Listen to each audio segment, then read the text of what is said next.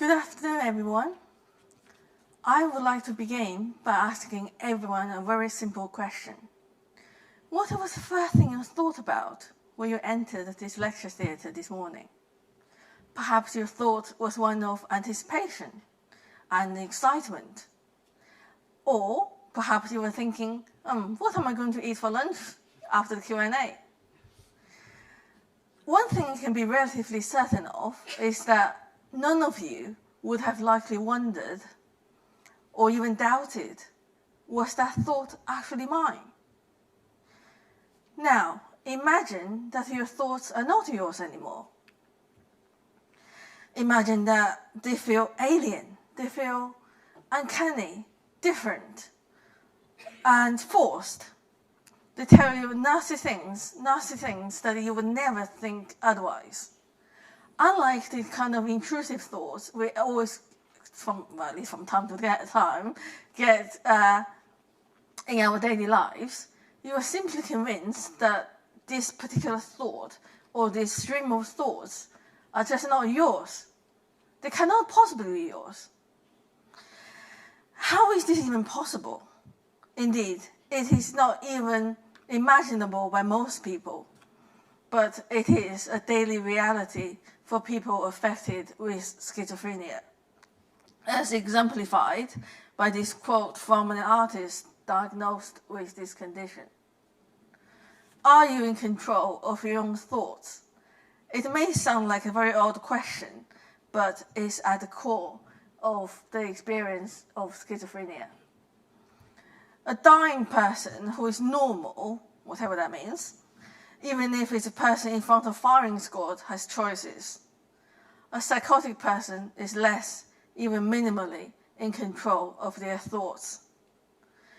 It is perhaps of such incomprehensibility that schizophrenia seems so far detached from our daily lives. It has long been considered ununderstandable, as if there's absolutely nothing that is in common between sufferers of schizophrenia and us normal people. It is also likely the reason why, despite major efforts in mental health stigma campaigns and awareness movements, schizophrenia remains the most stigmatized mental illness of them all, with no sign of relenting this pattern. For example, pictures like that. If anything, public misconceptions about the condition has only grown and not faded away. This diagram shows a significant increase in stigmatizing public attitudes towards schizophrenia over 10 years in all but one social scenarios. So, just what is schizophrenia? Schizophrenia, as far as we know, is a mental health condition where the individual loses vital contact with reality, or reality as we conceive it. But the full picture, however, is far more complex than that. It affects around 1% of the general population. Symptoms are divided into so-called positive, so delusions, hallucinations, disorganized speech, and negative, something that's been taken away, for example, a lack of motivation and enjoyment in your activities, and the cognitive impacts on memory, concentration, and motivation. People with schizophrenia can also experience symptoms of depression and anxiety. To be diagnosed with the condition by a psychiatrist, people need to experience acute and persistent symptoms for at least 1 month, depending on the diagnostic system used. It is important to point out that not one particular symptom is usually able to warrant a diagnosis of schizophrenia, and your experiences, your symptoms have to impair your daily functioning to a severe and significant extent. The impact of schizophrenia goes far beyond the symptoms themselves. Although the percentage of individuals affected by psychotic disorders is relatively low in the general population, at just under 1% or around thereabouts, depending on which statistics you look at, as is often the case in science. The life expectancy of patients with schizophrenia is reduced by 10 to 20 years on average, mostly due to unnatural causes, including physical health complications. So physical health complications are very common in people with schizophrenia, sometimes even arising from their medication side effects. Only under 8% of people with schizophrenia are in any kind of employment. Perhaps the worst part of it all is that schizophrenia usually strikes in late adolescence to early adulthood, which is obviously a critical period of personal development. For the purpose of this talk, I would like to focus on the so-called positive symptoms, which, by the way, are not positive, they're not good. By positive, it simply means that it has been added on to what we might consider so-called normal experiences. Positive symptoms are the hallmarks of breaking from consensual reality. For example, one of the pioneering figures in the field of psychopathology research, Dr. Kurt Schneider, famously conceptualized certain types of delusions and hallucinations as more useful, or at least diagnostically, for schizophrenia. These include losing control over one's thinking processes, also called delusions of thought interference. Feelings of being under the influence of some external alien force, called passivity phenomena, and hearing voices, hallucinations, commenting on the patient's behavior when no one is speaking, called third-person auditory verbal hallucinations. Nevertheless, we know that even hallucinations are not specific to schizophrenia.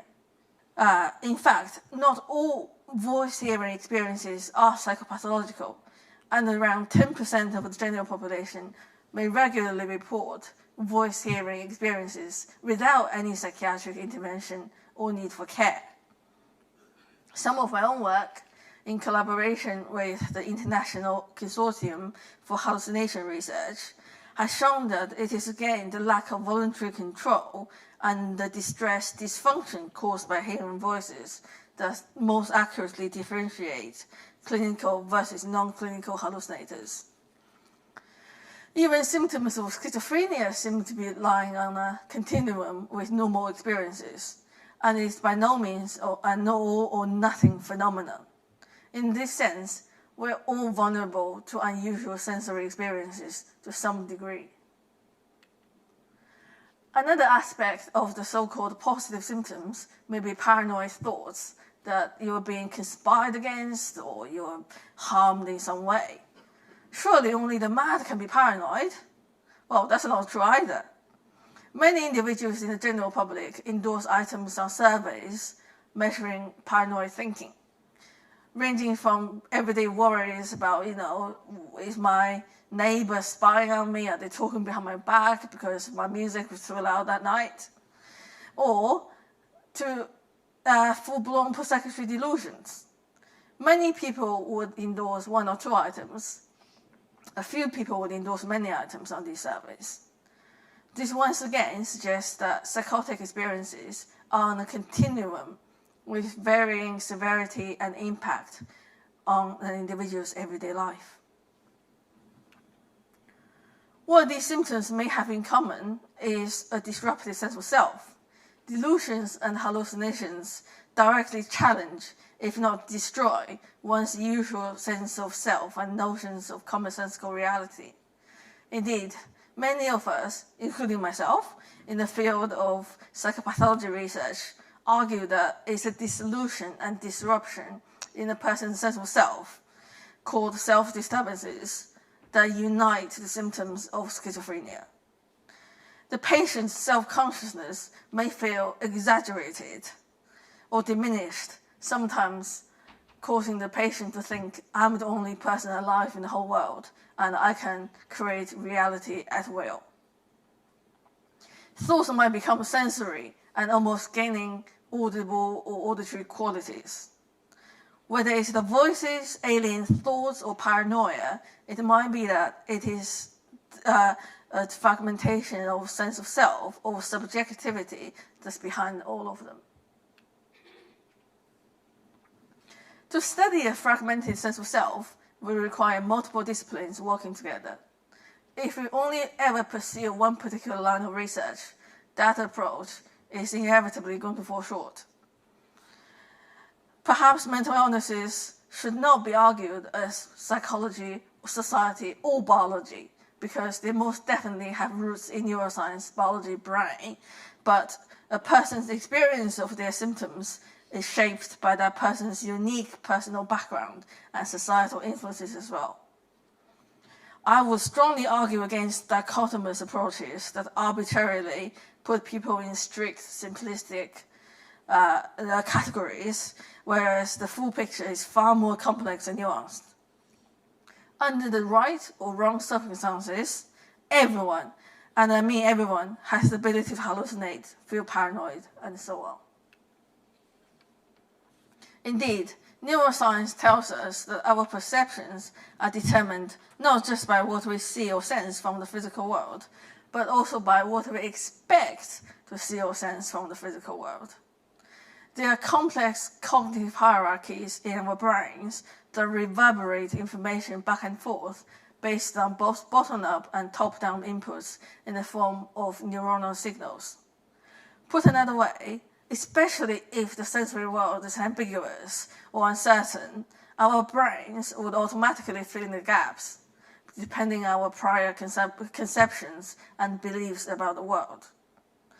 In studies employing ambiguous visual stimuli, participants who had delusional thoughts but not diagnosed with any mental health condition, including schizophrenia, showed a weaker tendency towards what's called perceptual stabilization. An example of this stabilization process is that when removing an ambiguous stimulus temporarily from your view, the percept of the perception of stimulus we see after the reappearance of the stimulus tends to be the same as the last one we saw, like an after image, because our brains have filled in the gaps of what we remember seeing from the last time. So, in a nutshell, people who have delusional thoughts but no schizophrenia had reduced tendencies of perceptual stabilization, and that is directly correlated with their conviction in their delusional thinking. And even in patients with schizophrenia, the difference is only a matter of slope of the relationship and not the absence or the presence of symptoms. You might ask, if everyone is on this continuum, surely there will be nothing that differentiates the sane from the mad. My question to you would be, why do we have to draw that line in the first place? I would like to illustrate this point further, I would like to invite you to imagine a world where everybody suddenly turned colorblind. Everybody born from that day are also colorblind from birth, but people who had color vision before would remember colors. Currently, the people who are certain of remembering the colors as majority, so despite their own color blindness, they are convinced that colors are still here because they remember those, and they are perceivable by others. However, as their own memories fade, those who have never had color vision, those who were born after that day, have become the new majority. To complicate things, the new people who had no physical color vision start hallucinating colors. So, can we say with any confidence that in this case, the hallucinations by these people are in fact a far more accurate reflection of physical reality? Do colors in the world, or do anything at all in this world, still exist if no one is there to perceive them? It would seem to me that society's definition of reality, of sanity, normality, are nothing but a numbers game. As long as human consciousness exists, so will conditions like schizophrenia. I urge clinicians and researchers to not treat patients with schizophrenia as puzzles to be solved or risks to be managed, but as human beings who are individuals, no more, no less than anyone else. we should focus on alleviating the severe suffering schizophrenia causes in the individual, rather than treating everyone with broad brushes. Perhaps we avert the gaze from the mad people on the street because we can see the mad reflections staring back at us. But it's also why we can see our own reflections with clarity. Everyone can make faulty inferences about the physical world, but our reality or realities are always real to us, regardless of the labels of madness. I have too many collaborators to list, so I would like to thank everyone, absolutely everyone, and thank the University of York for having me here, and thank you all for listening. Thank you.